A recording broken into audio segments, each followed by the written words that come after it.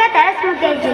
पवित्रतार प्रतीक वार्षिक सुरभि कार्यक्रम में आयोजित सारस्वत समारोह रे सभापति आसन अलंकृत करथिबा पूज्य सभापति महोदय आज आम गण उपस्थित अछंती एई माटीर कृतविद्य अमृत संतान अम्लान प्रतिभा प्रातस्मरणीय पूज्य गुरुज गुरुमान तथा ध्रुवतार सदृश भाई भौणी माने मु कुमारी अमृता सिंह कुटर सरकारी प्राथमिक विद्यालय पंचम साल छात्री अटे।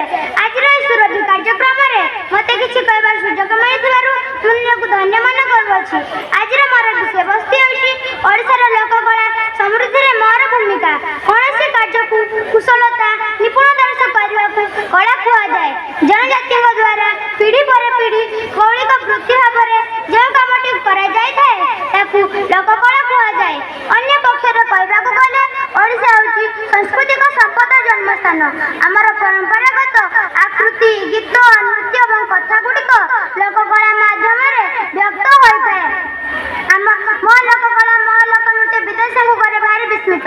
कोणार्क सूर्य मंदिर एवं आम बयसर पिला धर्मपद कहानी आमको कीर्तिराज विश्व दरबार में परिचित कराई। आम लोकनृत्य बादीपाला दासकाठिया सबमसिया हांडी कलसी काम धीरे धीरे लोप पाइबाकू जाउछि। आमे ताकू बंचाई रखिया उचित।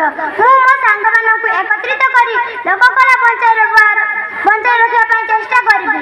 मो अंचल सब लोककला वीडियो प्रस्तुत करी सोशल मीडिया माध्यम रे पहुंचाइबाकू चेष्टा करबि। हस्तचारी जिनिस को निजे पिंधिबा संगे संगे मो सांग मो परिवार एवं ग्रामर समस्त को पिंधिबाकू कहबि। आम अंचल रे स्थानीय सरकारी अधिकारी को लोककला बंचाई रखिया पई सुजोग देबाकू निवेदन करिबि। आम अंचल रे लोककलाकार एकत्रित करी तांको जिनिस पई गोटे सोसाइटी बनैबि एवं ताकू बाहर बजार रे बिक्री करिया पई चेष्टा करबि। कारण आम लोककला बंचिले आम संस्कृति बंचिबो। आम लोककला आम संस्कृति साहित्य रखिबि तार सब स्मृति। शेषरे मु एति कहबि आसरे आसरे भाई भौणी मिसी करिबा काम ओडिशा संस्कृति लोककला को बंचाई नेबा नाम।